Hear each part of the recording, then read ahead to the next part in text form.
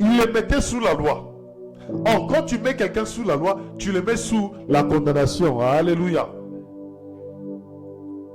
Or, ce qui fait entrer les gens dans le royaume des cieux, ce qui fait accéder au royaume des cieux, c'est la repentance et c'est la miséricorde de Dieu. Alléluia. Bien-aimés dans le Seigneur,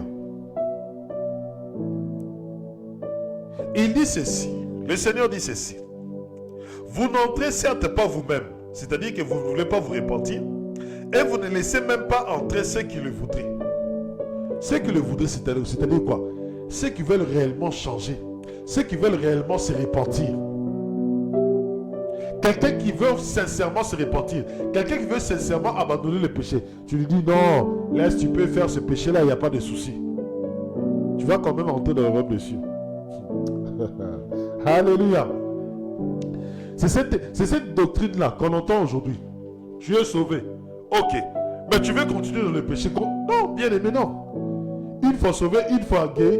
Non, je peux continuer dans le péché parce que je suis déjà sauvé. Non. La grâce ne t'autorise pas, ne te donne pas le mandat à continuer à pécher.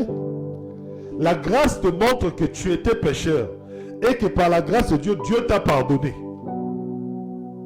C'est ça la miséricorde. Et quelqu'un, quand il comprend que Dieu l'a pardonné, il dit non, je ne peux plus retourner dans le péché parce que j'ai reçu la miséricorde, j'ai reçu la grâce de Dieu.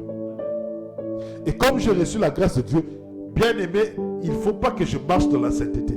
Il ne faut pas que je marche dans le péché. Il faut que je marche dans la sainteté. Il ne faut pas que je marche dans le péché.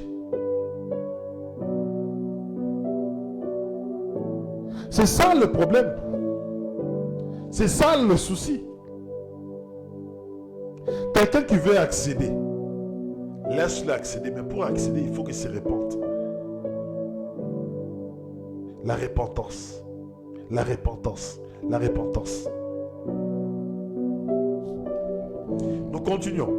Malheur à vos scribes et pharisiens hypocrites qui parcourez mer et continent pour gagner un prosélyte. Et quand vous l'avez gagné, vous le rendez digne de la géhenne.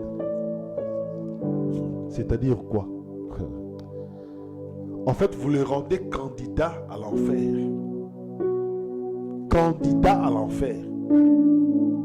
Nous allons voir par la suite qu'est-ce que ça signifie. Vous le rendez candidat à l'enfer. C'est-à-dire que, au lieu que le prosélyte reçoive la miséricorde, au lieu que le prosélyte donne la miséricorde, il ne donne pas la miséricorde, il ne donne pas l'amour.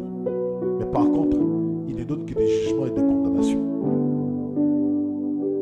Il ne donne que des jugements et des condamnations. Il ne donne que des jugements et des condamnations.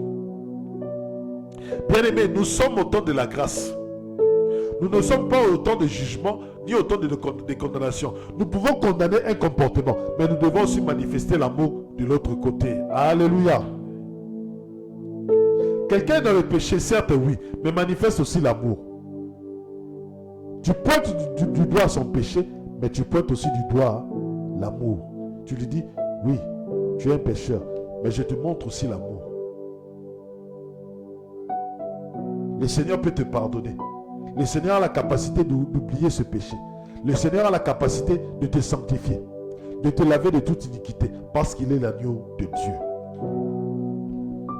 Alors maintenant, au verset 23.